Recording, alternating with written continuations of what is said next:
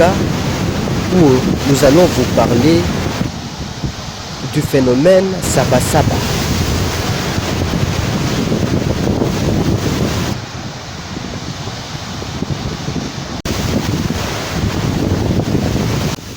Saba en Swahili, 7. Saba-Saba est l'expression pour situer la période de grand vent qui dure 7 jours aux environs de juillet.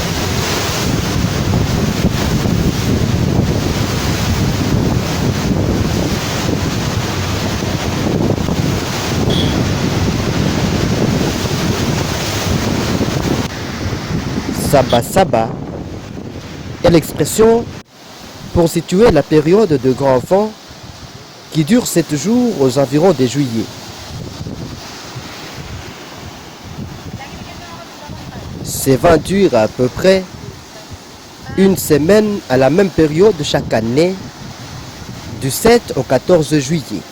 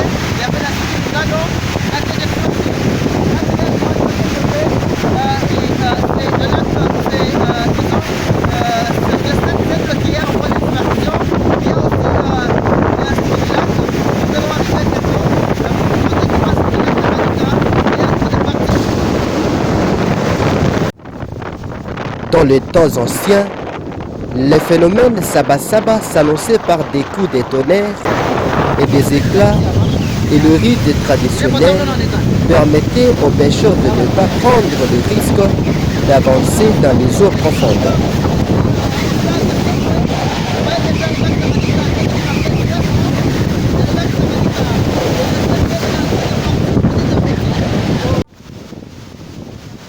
Aujourd'hui, la situation s'est compliquée avec les changements climatiques. À ces moments, plus question de naviguer, moins encore de sortir la nuit pour la pêche à la lanterne. Les vagues sont énormes, plusieurs mètres de creux. Il n'est pas rare que certains voyageurs surpris par une tempête prient souvent, persuadés qu'ils vivent leurs derniers instants sur terre, enfin sur l'eau.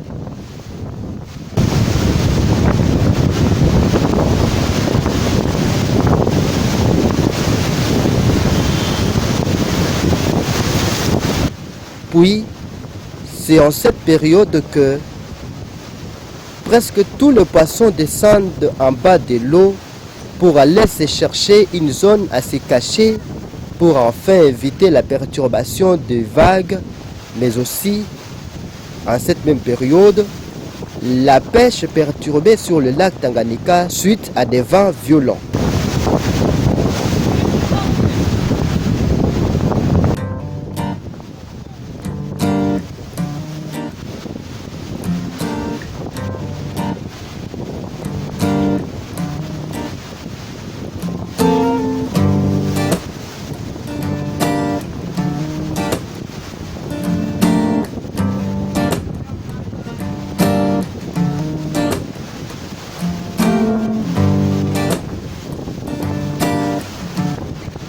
Certaines sources contactées par Abar et Tanganyika disent que c'est en cette même période d'autres poissons meurent de même quand ils sont frappés par les vagues qui sont provoquées par un vent violent appelé Saba-Saba, et c'est en ce moment-là l'on constate la rareté des poissons frais sur tout le marché de la ville de Kalemi.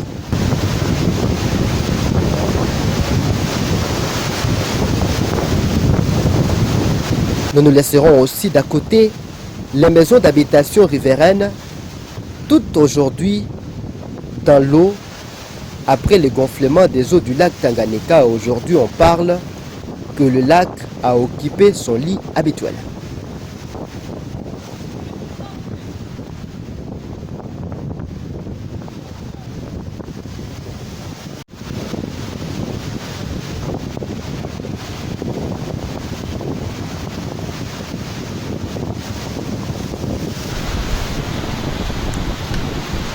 Ceci est l'œuvre de la montée très remarquable des eaux du lac Tanganyika. Pendant cette période, des vents violents, communément appelés Saba-Saba, entraîneraient de fortes vagues. Ce dernier serait à l'origine de la démolition de plusieurs bâtisses.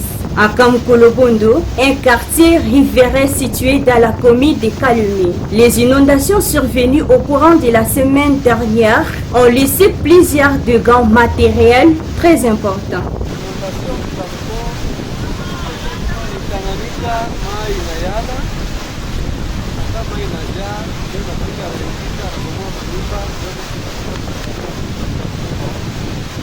Inakuwa ni mara ya tatu sasa huko. Inondasio ya kwanza ilipita mwanefu Kangwiti, ndio ya kwanza yake ikavuza manyumba yote mpaka kule Tukozi na Kukoya. Ya pili inakuja kufuta hapa, ilikuwa mwane nona Ntwiti hapa. Sasa yenyewe tuko tunachembea ndio mbele tena ilikuja tena mbele, lakini haikuwa kama hii, ilivunja kiasi na ikawa tena kurudia Tanganyika. Hii sasa inakuja hapa, hii tena njoo inazidi tena kupita yote, bila inaavance kabisa umwe hata 100 metre ilikuwa bandredi ilikuja na 11 so mai kaanza kusere na kwenda kwa barabara kutoka kwa manyumba ikaanza kuongoka, vitu vingine yote inazamia mule, mabiti, vitanda, masufuria, mingi bakuumia, watoto wanaumia, malukuta libangukia mengine. Hakuna kini msaada kusaidia sasa vile nani hapa baka barabara tu. Basi tena kusema mtu ataikala, hakuna barabara kazi mabarabara, mamiti, maviwanja, mabashi hatuna ya kusema ambazo tutajikinga kuanza batungile tena kisi ya kujenga haina hapo. Tungali kwa tunaikala hivi nje kwa kuangana kwa Tanganyika tena.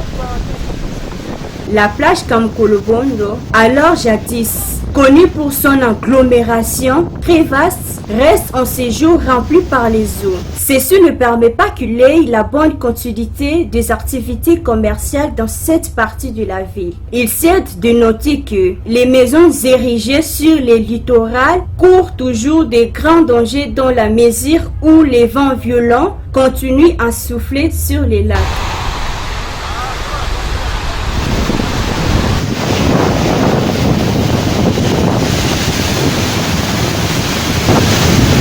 Voilà.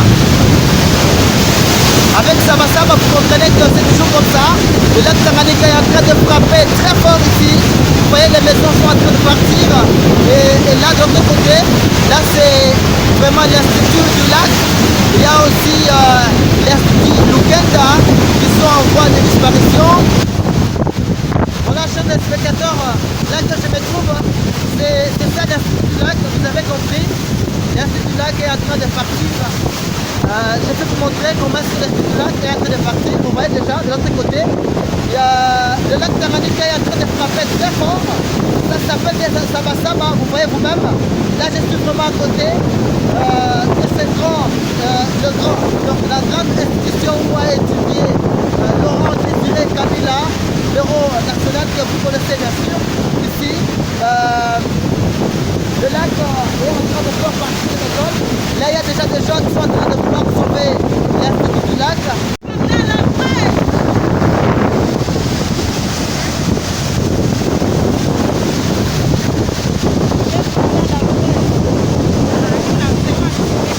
L'institut l'Institut Athénée du Lac, l'Institut Nehmadave et l'Institut Lukenta sont 3 écoles au bord du lac aujourd'hui lancées par les eaux du lac Tanganyika.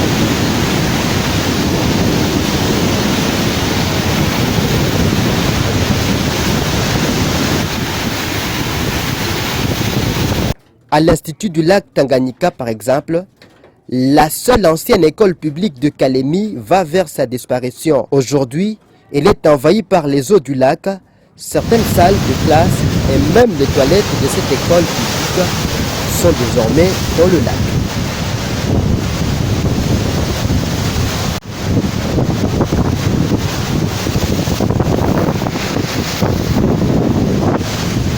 Voilà. Avec Saba, vous comprenez que c'est toujours comme ça. Le lac Tanganyika est en train de frapper très fort ici. Vous voyez, les maisons sont en train de partir. Et là, de l'autre côté, là, c'est vraiment l'Institut du lac. Il y a aussi l'Institut Lukenta qui sont en voie de disparition. Et là que je me trouve présentement, là que vous êtes en train de voir le lac en train de frapper, c'est là qu'il y avait l'Institut du lac. Voilà, magnifique. C'est là qu'il y avait l'Institut